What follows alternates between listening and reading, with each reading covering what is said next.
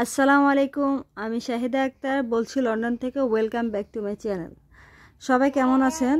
আশা করি ভালো আছেন। আমিও আলহামদুলিল্লাহ ভালো আছি। তো আজকের দিন সকালটা একবারে কেমন জানি গেছে বলতে পারবো না। ব্রেড নিয়ে আসছি, একবারে বুঝতে পারিনি ব্রেডটা এত তিতা। পরে ওটা বাদ দিয়ে আবার পরোটা ভাজি করে খেলাম। আর চিন্তা করে পরোটার প্রতি যে একটা এত বেশি অবসেশন হয়ে গেছে, এখন পরোটা ছাড়া কোনো কিছুই সকালে ভালো লাগে না। নাস্তা খেয়ে তাড়াহুড়া করে রেডি হয়ে একটু বাইরে গেলাম। আজকে রুমের জন্য একটা কার্পেট কিনবো, যেহেতু ঠান্ডা চলে আসছে সেজন্য কার্পেট কেনাটা জরুরি হয়ে গেছে, নাহলে ফ্লোরে পাড়াই দেওয়া যায় না। এই হলো অবস্থা। তো যদিও ওয়েদারটা দেখতে অনেক সুন্দর দেখা যেতেছে, কিন্তু ভয়ানক ঠান্ডা একটা বাতাস।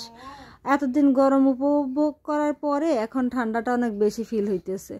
অল্প অল্প হোক বেশি হোক, ঠান্ডা কিন্তু অনেক বেশি লাগতেছে। যদিও ঠান্ডার মাত্রা কম, কিন্তু গরমে থাকার কারণে এখন মনে হইতেছে ঠান্ডা গায়ে বেশি এসে লাগতেছে। তো দুটো অপশন আছে, চাইলে বাসেও যাওয়া যায় আবার হেঁটেও যাওয়া যায়। হাঁটার রাস্তায় প্রায় 15 থেকে 20 মিনিট, আর বাসেও প্রায় 15 থেকে 20 মিনিট সেম সময় লাগে। তো চিন্তা করলাম যে কথা বলতে বলতে হেঁটেই চলে যাই। আর কি ওয়েদার যাই হোক, তো আমরা হেঁটে হেঁটে যাচ্ছি। আর কত রকম বিবেচনা করতেছি, এভাবে কিনবো সেভাবে কিনবো। অবশ্য আমরা আগেও আরও 2-3 দিন আগেও সেম দোকানে গিয়েছিলাম, অনেক কনফিউজ ছিলাম। পরে ব্যাক আসছি, আবার তাদের ক্লোজিং টাইমও ছিল, তাই আর কেনা হয়নি। তো আজকে আবারও আসছি, এখন দেখতেছি। যদিও ভিডিও করা স্টার্ট করছি আরও 1-1.5 ঘন্টা পরে, কারণ আমরা টোটালি 1-1.5 ঘন্টা ধরে কার্পেটগুলো দেখতেছি সিদ্ধান্তই নিতে পারতেছি না যে কীরকম কিনবো। একটা পছন্দ হলে দাম বেশি, আবার পছন্দ হয় যেগুলা দেখা যায় দাম বেশি ওগুলো পছন্দ হয়। আবার আমরা চিন্তা করছি যে কম দাম, একটু বাজেট ফ্রেন্ডলি একটা কি বলে কার্পেট দেখবো। তো এই সব কিছু মিলে সিদ্ধান্তই নিতে পারতেছি না। ফার্স্টে চিন্তা করে মোটামুটি যাই হোক, এগুলো তো জিনিসটা সহজে নষ্ট হয় না, একটু দামি দেখেই কিনবো। পরে চিন্তা করে না, যেহেতু বাসা বানা থাকি, এগুলো নিয়ে আবার যখন একটা টাইমে বাসা চেঞ্জ করব তখন এগুলো নিয়ে আবার জ্বালা হয়ে যায়। আমাদের দুজনের মাশাআল্লাহ 3 জনের একটা সংসার। সেই সংসারে দেখা যায় যখন আমরা বাসা চেঞ্জ করছি তখনই বোঝা গেছে খুঁটিনাটি কত যে ব্যাগ হয়েছে, চিন্তা করা যায় না। তো কিনতে কিনতে আরও বেশি হবে, পরে আবার চেঞ্জ করতে গেলে আরও অবস্থা খারাপ হবে। তো এই কথা চিন্তা করে আমরা তেমন কিছু করতেও পারি না, কিনতেও পারি না। আবার বাজেটের তো একটা ব্যাপার আছে। তা আমি ওনাকে দেখাচ্ছি এটা কেমন হয় ওটা কেমন হয়, উনিও বলতেছে এটা ভালো হবে। আবার মনে হয় যে ব্যথা পায় কিনা, এই সব কিছু মিলে আমার মেয়েটা মাশাআল্লাহ দিলে আমার মেয়ের জন্য কিনতেছি। তো ও যদি ব্যথা পায় বা ও যদি কমফোর্টেবল ফিল না করে, তো সেটা একটা বড় একটা ব্যাপার। তো এখানে মোটামুটি 25-30 থেকে স্টার্টিং হয়েছে কার্পেটের প্রাইস। পাউন্ড এটা। তো আমরা দেখছিলাম, অনেকক্ষণ দেখছি যা বলার মতো না। পরে মোটামুটি একটা ডিসিশন নিয়ে পরে কার্পেট কিনে ফেলে। এই যে এখানে যে সেকেন্ড যে কার্পেটটা, ওই কার্পেটটা আমরা কিনে নিয়ে আসছি। মাঝ বরাবর যে লাল খয়েরি যে কার্পেটটা আলহামদুলিল্লাহ সাইজে সব দিকে ঠিক ছিল, প্লাস অনেক বেশি রিজনেবল ছিল আমার কাছে মনে হয়েছে। 29 পাউন্ড ছিল। তো এই সোফাটার উপরে অনেকক্ষণ বসে বসে কি করছি, কার্পেটগুলো ধরার চেষ্টা করছি। পরে লিফলেটটা উল্টায় ছিল, সেটা ঠিক করে দিছি। পরে ঠিক করে দেখে যে এই সোফাটার দাম হয়েছে 1100 পাউন্ড, 1100 সামথিং পাউন্ড। তার চিন্তা করতে পারছেন, এখানে প্রত্যেকটা জিনিসের এত এত বেশি দাম। আর যখন দাম চিন্তা করলে আমাদের মাথা বেশি তখনই ঘুরায়, যখন সেটা আমরা বাংলা টাকায় কনভার্ট করি। এই অবস্থা। তো কার্পেটের প্ল্যানিং হয়ে গেছে। তো রাফিকের আব্বু বলতেছে যে চলো তাহলে পুরোটা একটু ঘুরে দেখি। এতক্ষণ এত বড় হল রুমের মতো ফার্নিচারের দোকানটা ঘুরে দেখাই হয় না, আমাদের টেনশন কোনটা কিনবো কি কিনবো। তো রাফিকের আব্বুর সামনে আমরা যাচ্ছি, সব কিছু কত ভ্যারাইটি চেয়ার আছে, একটা চেয়ারের সাথে আরেকটা চেয়ারের কোনো মিল নেই। তো এখানে কিছু সাইড ওয়ার্ড্রপের মতো ছোট করে শেলফের মতো দেখছি, দেখার জন্য দেখছি, এই আর কি, নেওয়ার জন্য দেখছি না।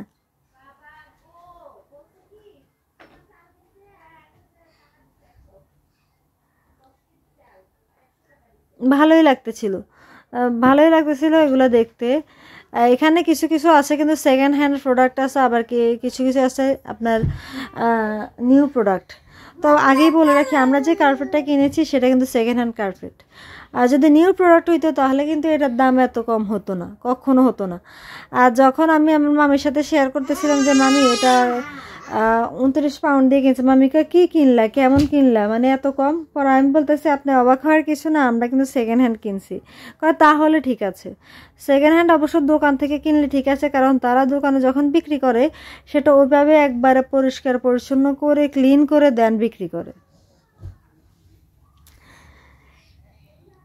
এই যে পাশের যে এই যে কিছু কিছু জায়গা আছে, মানে এত সুন্দর করে বেডগুলা সাজায় রাখছে, মনে হয় এটা একটা বাসার মতো, মানে বাসার মধ্যে মানুষ যেমন সাজায় রাখে ওরকম সেমভাবে বেডশিট, বেড কাভার, তারপরে ম্যাট্রেস, বেড, সব কিছু মানে আশেপাশে সব দিয়ে সাজানো।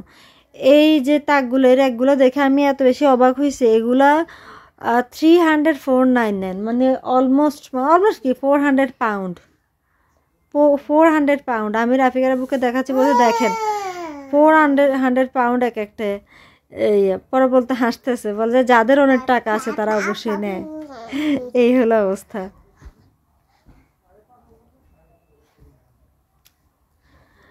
জানি না কেন এত দাম, হয়তো ইউনিক কিছু হবে, কিন্তু আমার কাছে এটার মানে আছে না, একজনের এক এক জিনিস পছন্দ, বাট আমার কাছে এখানে ইউনিক কিছুই লাগে না, আমার কাছে রেগুলার লাগছে। আমার কাছে মনে হয়েছে যে আমাদের বাংলাদেশের যে যারা ফার্নিচার তৈরি করে তারা এর থেকে অনেক সুন্দরভাবে মানে ফার্নিচার ফুটে উঠতে পারে এবং সুন্দর করে মানে তুলে দিতে পারে, আমার কাছে মনে হয়েছে। এখন এখানে এক একজনের এখানে টেস্ট বার্ড অনুযায়ী হয়তো বা এখানে মানুষ এভাবে বানায় বা পছন্দ করে, সে এভাবে বিক্রি হচ্ছে। তো লাইনে দাঁড়ায় আছি বিল পে করার জন্য। এখানে একটা মজার ঘটনা আমার সাথে ঘটে। তা আমি মেয়ে মানুষ, তো মেয়ে মানুষ কি মহিলা মানুষ, আমি তো এখন আর মেয়ে নেই, মহিলা মানুষ, দেখলে আরও দেখতে মন চায়। তো কী হয়েছে, আমি লাইনে দাঁড়ায় আছি একটু অন্যমনস্ক হয়ে, তখন মানে রিসেপশনে যে আছে মানে বিল করতেছে যে ক্যাশিয়ার, সে আমাকে বলতেছে যে আপনি কি এটা এখন চান। তো উনি এমনভাবে মুখে রাখে বলতেছিল যে আপনি কি এটা এখন চান। তো আমি মনে করছি যে হোয়াটস ইউর নেম, তখন আমি বলতেছি শাহিদা আক্তার। পরে আমি বলতে পরে সে মানে ও বলতেছে না না নো নো, পরে বলতেছিল আমাকে এই কথা। পরে আমি তখন বলতেছি সরি আমি শুনি নাই। পরে বলতেছে ও তা আপনি কি এটা এখন চান, তখন বলে যে জি আমি এটা এখনই চাই। এই হলো অবস্থা। এখন অনেকে বলে হাসতে পারেন যে আপনি তাহলে ইংলিশ বুঝেন না, সেটা বড় কথা না। অনেক টাইমে কিন্তু আমরা বাংলাদেশের সাথে কথা বললেও বাংলা কথা বুঝে উঠতে পারি না, যদি আমাদের মনোযোগ অন্যদিকে থাকে। আর এটাতে ইংলিশ তো আমাদের অন্য একটা ল্যাঙ্গুয়েজ, তো সেক্ষেত্রে ওটা বোঝাটা বা ওটা আরও ক্যাচ করতে পারিনি। তো বাসায় আসলাম, আগে পিৎজার ডো করে রাখছিলাম, করে পিৎজা বানিয়ে খেলাম আলহামদুলিল্লাহ। পরে এখন রান্নার জন্য প্রিপারেশন নিচ্ছি। তো আজকে চিকেন রান্না করব, আর কি ধুন্দুল না ঝিঙ্গা, এই জিনিসটা আমার একবারে পেঁচায়া যায়। এটা কি ধুন্দুল, আচ্ছা যাক বাদ, মানে সবজিটা রান্না করব ইলিশ মাছ দিয়ে। এখন 2 পিস ইলিশ মাছ দেখে কেউ হাসাহাসি করবেন না, আমরা মানুষ দুজন, এটা একটা ব্যাপার। আর কথা হচ্ছে যে ওই সবজিটা আমি খাই না, শুধু আপনাদের ভাইয়ের জন্য রান্না করতেছি।